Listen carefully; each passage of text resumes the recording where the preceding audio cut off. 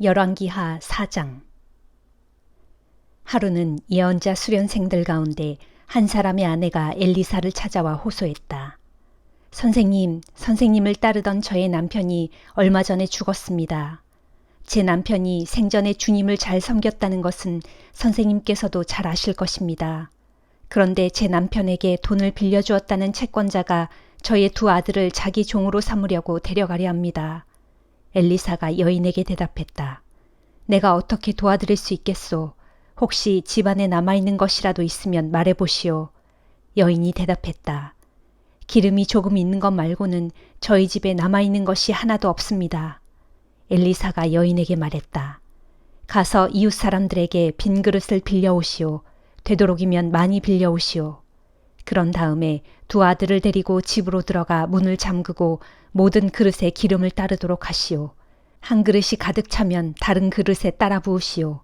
그 여인은 집으로 돌아가 이웃 사람들에게 빈 그릇을 많이 빌린 후 엘리사가 시킨 대로 두 아들과 함께 집으로 들어가 문을 걸어 잠궜다. 아들들이 빈 그릇을 갖다 놓으면 여인은 계속해서 그 빈 그릇에 기름을 부었다. 모든 그릇에 기름이 가득 차자 여인이 아들에게 말했다. 다른 그릇들을 가져오너라. 아들이 대답했다. 어머니, 이제 더 이상 빈 그릇이 없습니다. 그러자 더 이상 기름이 나오지 않았다. 여인은 하나님의 사람 엘리사에게로 가서 그 일을 전했다. 그러자 엘리사가 말했다. 가서 그 기름을 팔아 빚부터 갚도록 하시오. 그리고 남은 돈으로 두 아들과 함께 생활하시오. 또 하루는 엘리사가 수넴 마을을 지나가게 되었다. 그 마을에는 한 부유한 여인이 살고 있었는데 엘리사에게 식사를 대접하고 싶어 했다. 그래서 엘리사는 그곳을 지나갈 때마다 그 집에 들러 자주 식사를 하곤 했다. 그 여인이 남편에게 말했다. 여보, 우리 집에 자주 들르시는 그분은 하나님의 거룩한 사람입니다. 그러니 우리 집 옥상에 작은 방을 하나 꾸며서 침대와 식탁과 의자와 촛대 등을 갖추어 놓도록 합시다. 그분이 우리 집에 들르시면 거기서 쉬어 가실 수 있도록 말이에요. 어느 날 엘리사는 그 집에 들러 그렇게 지어진 다락방에 올라가 쉬게 되었다. 엘리사가 시종 게하시에게 말했다. 수넴 여인을 이리로 불러오너라. 그러자 수넴 여인이 엘리사 앞에 섰다. 엘리사가 시종에게 말했다. 너는 부인께 이렇게 여쭈어라. 부인께서는 우리를 위해 여러모로 애를 쓰십니다. 내가 부인을 위해 무엇을 해드리면 좋겠습니까? 혹 왕이나 군사령관에게 부탁할 일은 없습니까? 수넴 여인이 대답했다. 저는 여기서 백성들과 어울려 부족함 없이 잘 살고 있습니다. 엘리사가 게하시에게 물었다. 내가 이 여인을 위해 할 수 있는 일이 뭐 없겠느냐? 게하시가 대답했다. 제가 알기로 이 부인에게는 아들이 없고 남편은 이미 늙었습니다. 엘리사가 게하시에게 말했다. 알았다. 부인을 다시 이리로 모셔오너라. 수넴 여인이 다시 올라와서 엘리사의 방문 앞에 섰다. 엘리사가 말했다. 내년 이맘때쯤이면 부인께서는 아들을 품에 안고 계실 것이오. 그러자 여인이 말했다. 그럴 리가요. 하나님의 사람께서 어찌 저 같은 사람을 놀리시는 것입니까? 당치 않으신 말씀입니다. 그러나 놀랍게도 수넴 여인은 과연 임신을 하였고 1년 뒤에 아들을 낳았다. 엘리사가 말한 그대로였다. 그 아이가 제법 자란 어느 날 아이가 추수를 하고 있는 아버지에게로 갔다. 그런데 아이가 갑자기 아이고 머리 아파, 아이고 머리 아파 하면서 소리를 질러댔다. 그러자 아버지가 하인에게 일렀다. 아이를 얼른 어머니에게 데려다 주어라. 하인이 아이를 안고 달려가 어머니에게 안겨주었다. 하지만 아이는 점심때까지 제 어머니의 품에 안겨 있다가 그만 죽고 말았다. 수넴 여인은 아이를 안고 다락방으로 올라가서 하나님의 사람의 침상 위에 뉘어놓고 문을 닫았다. 그러고는 급히 바깥으로 나갔다. 여인은 자기 남편을 불러 말했다. 어서 하인 한 사람과 나귀 한 마리를 보내주세요. 제가 급히 하나님의 사람에게 다녀와야겠습니다. 남편이 물었다. 어째서 오늘 가려고 하시오? 오늘은 초하루도 아니고 안식일도 아니지 않소? 여인이 대답했다. 걱정하지 마세요. 다 잘 될 거예요. 여인은 나귀에 안장을 얹고 하인에게 말했다. 내가 멈추라고 말하기 전까지는 조금도 늦추지 말고 힘껏 나귀를 몰아다오. 여인은 마을을 출발하여 갈멜산에 있는 하나님의 사람 엘리사에게로 갔다. 엘리사는 멀리서 여인을 보고 시종 게하시에게 말했다. 저기 수냄 여인이 오고 있구나. 너는 빨리 달려나가서 여인에게 모두 잘 계시느냐고 인사를 여쭈어라. 남편과 아이가 별거 없이 다 건강한지 물어보아라. 게하시가 달려나가 문안을 여쭙자 여인이 대답했다. 모두 잘 있습니다. 마침내 여인이 엘리사에게 이르자 그녀는 엘리사의 두 발을 꼭 붙들었다. 게하시가 놀라 그녀를 떼어놓으려고 달려들자 하나님의 사람이 말했다. 그냥 두어라. 부인의 마음이 무척 괴로운 듯하구나. 하지만 주께서는 왜 그런지 나에게 말씀을 해주시지 않는구나. 조금 후 여인이 탄식하며 말했다. 예언자님, 제가 언제 아들을 낳고 싶다고 부탁하던가요? 저는 오히려 저를 놀리지 마십시오 하고 말하지 않았습니까? 엘리사가 여인의 말을 알아듣고 게하시에게 일렀다. 너는 허리띠를 단단히 메고 내 지팡이를 손에 쥐고 힘껏 달려가거라. 가는 도중에 누구를 만나더라도 인사하지 말고 누가 인사하더라도 받지 말아라. 그 집에 가서 내 지팡이를 그 아이의 얼굴 위에 놓아두어라. 그러나 아이의 어머니가 말했다. 주께서 확실히 살아계시고 예언자님이 확실히 살아계심을 두고 맹세합니다. 예언자님께서 함께 가시지 않으면 저도 움직이지 않겠습니다. 그래서 엘리사는 여인과 함께 갔다. 게하시가 먼저 달려가서 엘리사의 지팡이를 아이의 얼굴 위에 올려놓았으나 아이에게 아무런 반응이 없었다. 그래서 게하시가 엘리사에게로 와서 말했다. 아이가 깨어나지 않습니다. 엘리사가 도착해보니 아이가 죽은 채로 자기 침상 위에 뉘어 있었다. 엘리사는 혼자 방으로 들어가 문을 닫았다. 방 안에는 아이와 엘리사뿐이었다. 엘리사가 주께 기도를 드렸다. 그런 다음 엘리사는 침상 위로 올라가서 아이의 몸 위로 엎드려 자기 입을 아이의 입에 맞대고 자기 두 눈과 두 손도 아이의 두 눈과 두 손에 맞대었다. 엘리사가 한참 동안 그렇게 아이와 몸을 맞대고 엎드려 있자 아이의 몸에 점차 온기가 돌기 시작했다. 엘리사는 침상에서 몸을 일으켜 방 안을 이리저리 거닐다가 다시 침상으로 가서 다시 한번 아이의 몸 위에 엎드렸다. 그러자 아이가 7번 재채기를 하고는 눈을 떴다. 엘리사가 시종 게하시를 불러 말했다. 아이의 어머니를 불러오너라. 여인이 들어오자 엘리사가 말했다. 아이가 깨어났소. 아들을 데려가시오. 여인은 방 안으로 들어와 엘리사의 발 앞에 얼굴을 대고 땅에 엎드려 큰절을 한 다음 기뻐하며 자기 아들을 안고 나갔다. 엘리사는 길갈로 돌아왔다. 당시 이스라엘 땅에는 흉년이 심했다. 예언자 수련생들이 엘리사와 함께 있는 중에 엘리사가 시종에게 말했다. 너는 큰 솥을 걸고 이 수련생들이 먹을 국을 끓이도록 하여라. 수련생들 중 한 명이 나무를 캐려고 들판에 나갔다가 들포도 덩굴을 보았다. 그 수련생은 그 덩굴을 뜯어 옷자락에 쌓아안고 돌아왔다. 그는 그 덩굴들을 잘라서 국솥 안에 넣었다. 국을 끓인 후 저마다 국을 먹기 시작했을 때 수련생들이 깜짝 놀라 외쳤다. 하나님의 사람이시여, 이 국 속에 먹으면 죽는 독이 들어 있습니다. 그래서 수련생들은 국을 먹을 수 없었다. 하나님의 사람 엘리사가 말했다. 밀가루를 좀 가져오너라. 엘리사는 밀가루를 솥에 넣은 다음 말했다. 자, 국을 다시 나눠주어라. 수련생들이 국을 떠보니 놀랍게도 독이 사라지고 없었다. 한 번은 어떤 사람이 바알살리사에서 핵곡식으로 만든 보리빵 20덩이와 핵곡식을 얼마간 가지고 엘리사를 찾아왔다. 엘리사가 시종에게 주면서 말했다. 이것을 사람들이 먹을 수 있도록 나누어 주어라. 시종이 의아해하며 말했다. 이것을 어떻게 100명이나 되는 사람들에게 다 나누어 줄 수 있겠습니까? 엘리사가 대답했다.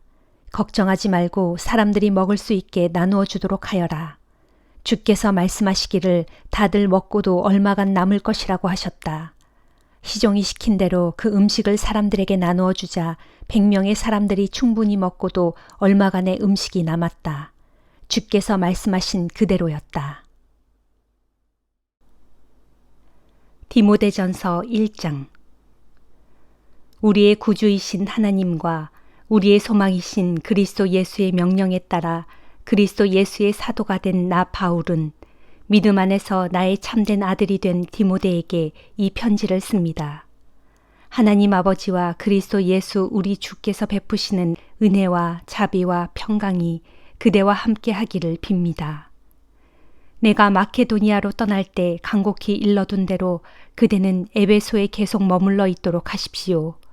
그 까닭은 그대가 에베소에 있으면서 아무라도 다른 교훈을 가르치지 못하도록 명령하고 또한 교인들로 하여금 헛된 신화와 밑도 끝도 없는 족보 이야기에 마음을 빼앗기는 일이 없도록 지도하게 하려는 것입니다. 그런 것들은 믿음 안에서 이루어지는 하나님의 경륜을 깨닫는 데는 아무런 유익이 되지 못하고 도리어 쓸모없는 논쟁만 불러일으킬 뿐입니다. 그러므로 그대가 가르치고 명령하는 목적은 성도들로 하여금 그런 데서 떠나게 하여 오직 깨끗한 마음과 선한 양심과 거짓 없는 믿음에서 우러나오는 사랑으로 살아가게 하는 것입니다. 그런데 몇몇 사람들은 이런 길에서 벗어나 쓸데없는 논쟁을 일삼아 왔습니다. 그런 사람들은 율법을 가르치는 선생이 되려고 하지만 사실은 자신들이 무엇을 말하고 있는지 또는 무엇을 주장하고 있는지도 제대로 알지 못합니다. 그러나 우리가 알다시피 사람이 율법을 올바르게 사용하기만 한다면 어디까지나 율법은 좋은 것입니다. 율법은 의로운 자들을 위해 만들어진 것이 아닙니다. 율법은 이런 자들을 위해 만들어졌습니다. 곧 법을 어기는 자, 하나님께 불순종하는 자, 경건하지 못한 자, 죄 많은 자, 거룩하지 않은 자, 속된 자, 자신들의 아버지나 어머니를 죽이는 자, 살인자, 간음하는 자, 동성연애자, 사람을 유기하는 자, 거짓말하는 자, 거짓 맹세를 하는 자, 이외에도 무엇이든 건전한 교훈을 거슬러 행하는 자입니다. 건전한 교훈이란 복되신 하나님의 영광스러운 복음에 따른 것으로서 나는 이 교훈을 전파하고 가르치는 임무를 맡았습니다. 나는 내게 능력을 주신 우리 주 그리스도 예수께 감사를 드립니다. 주께서는 나를 신실하게 보시고 내게 이 복음 전도자의 직분을 맡겨주셨습니다. 과거에 나는 복음의 회방꾼이요, 박해자요, 폭행자였습니다. 그러나 그와 같은 나의 죄인된 삶은 내가 믿지 않을 때에 무지에 휩싸여 모르고 한 짓이므로 하나님께서 나를 불쌍히 여기시고 내게 용서의 자비를 베풀어 주셨습니다. 우리 주님께서 그리스도 예수 안에 있는 믿음과 사랑으로 내게 크신 은혜를 넘치도록 부어주셨던 것입니다. 그리스도 예수께서 죄인들을 구원하시려고 이 세상에 오셨다는 이 말씀은 조금도 거짓 없는 믿을 만한 말씀이므로 모든 사람이 진심으로 그 말씀을 받아들여야 합니다. 진실로 나는 죄인들 중에서도 우두머리 죄인입니다. 그러나 하나님께서는 그런 내게도 큰 자비를 베풀어 주셨는데 그것은 그리스도 예수께서 나한테 먼저 한계없는 오래 참으심을 나타내 보여주심으로써 앞으로 예수를 믿고 영생을 얻을 모든 사람들의 좋은 본보기를 삼으시려는 것이었습니다. 영원하신 왕, 곧 결코 없어지지 않으시고 보이지도 않으시는 오직 한 분이신 하나님께 존귀와 영광이 영원토록 함께하기를 빕니다. 아멘. 내 아들 디모데여, 예전에 그대에 관해 내게 주어졌던 예언에 따라 내가 지금 그대에게 이 명령을 내립니다. 그대는 그 예언에 따라 선한 싸움을 싸우고 굳센 믿음과 선한 양심을 간직하십시오.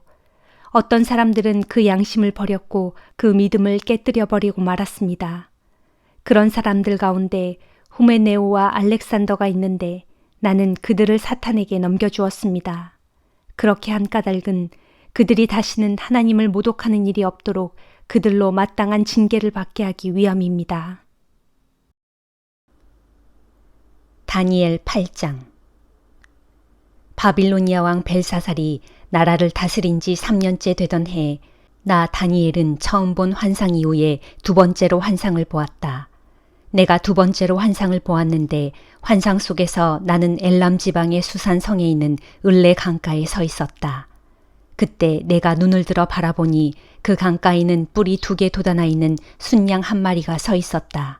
그 순양의 두 뿔은 다 길었지만 한 뿔이 다른 뿔보다 더 길었고 더 긴 뿔이 나중에 돋아난 것이었다. 내가 또 보니까 그 순양이 자기 뿔로 서쪽과 북쪽과 남쪽을 마구 들이받고 있는데 어떤 짐승도 그 순양을 당해낼 수 없었고 어느 누구도 그 순양에게서 희생자들을 구해낼 수 없었다. 그러므로 그 순양은 제멋대로 행동하였고 그 힘이 점점 더 강해졌다. 이것이 도대체 무엇을 뜻하는지 깨달으려고 내가 생각에 잠겨 있을 때 갑자기 서쪽에서 순념소 한 마리가 나타나더니 온 땅을 마구 누비며 두루 돌아다니는데 어찌나 빨리 달리는지 그 두 발이 땅에 닿지 않을 정도였다. 그 순념소의 두 눈 사이에는 눈에 띄게 큰 뿔이 하나 우뚝 솟아 있었다. 그런데 그 순념소는 내가 앞서 보았던 그 순양, 곧 강가에 서 있던 두 뿔을 가진 그 순양에게로 방향을 틀더니 크게 성난 모습으로 그 순양을 향해 세차게 달려갔다. 그리고 내가 보니 그 순념소가 마침내 그 순양에게 가까이 이르러 더욱 성을 내며 그 순양을 세게 들이받으니 그 순양의 머리에 난 두 뿔이 그만 부러지고 말았다. 그러나 그 순양에게는 그 순념소에 맞서 싸울 만한 힘이 없었다. 그러므로 그 순념소가 그 순양을 땅에 내던지고 마구 짓밟았지만 아무도 그 순양을 그 순념소의 손에서 건져낼 자가 없었다. 이후 그 순념소는 점점 기세가 등등해져 그 힘이 강해질 대로 더욱 강해졌다. 그런데 바로 그때에 그 순념소의 큰 뿔, 곧 그 순념소의 두 눈 사이에 있는 아주 큰 뿔이 그만 뚝 부러지고 말았다. 그러자 그 큰 뿔이 부러진 자리에 또 다른 네 개의 뚜렷한 뿔이 서로 다른 네 방향으로 돋아났다. 그 네 개의 뿔 가운데 한 개의 뿔에서 또다시 작은 뿔 하나가 돋아나더니 남쪽과 동쪽을 향하여 그리고 영광스러운 땅이 있는 쪽을 향하여 아주 크게 뻗어나갔다. 그 뿔은 점점 더 강력해져 하늘 군대에 미칠 만큼 강해지더니 마침내 하늘 군대와 별 가운데 얼마를 땅에 떨어뜨리고 짓밟았다. 그 후에 그 뿔은 자신을 스스로 높여 하늘 군대의 주인에게 대적하여 그분께 날마다 드리는 제사를 없애버리고 그분의 성전마저 헐어버렸다. 그 뿔의 반역으로 인해 그 뿔의 권세 아래 놓인 그 땅의 백성들은 날마다 그분께 제사를 드리기는커녕 온갖 악행을 일삼았다. 이처럼 그 뿔은 진리를 땅에 내던지고 제멋대로 행하였다. 그런 가운데서도 그 뿔이 하는 일은 모두 잘 되었다. 그때에 내가 들으니 어떤 거룩한 천사가 말하고 있는데 또 다른 거룩한 천사가 그 말하고 있는 천사에게 이렇게 물었다. 이 환상 속에 나타난 악한 일들이 언제까지 계속되는 것인가? 매일 드리는 제사를 못 드리게 하고 멸망에 이르는 죄악을 저지르며 성전이 헐리고 하나님의 백성이 짓밟히는 이 같은 악한 일들이 언제까지 계속되는 것인가? 그러자 다른 천사가 내게 말했다. 그런 악한 일들이 밤낮 2300일 동안 계속될 것인데 그때가 지나야 성전이 복구되어 깨끗해질 것이다.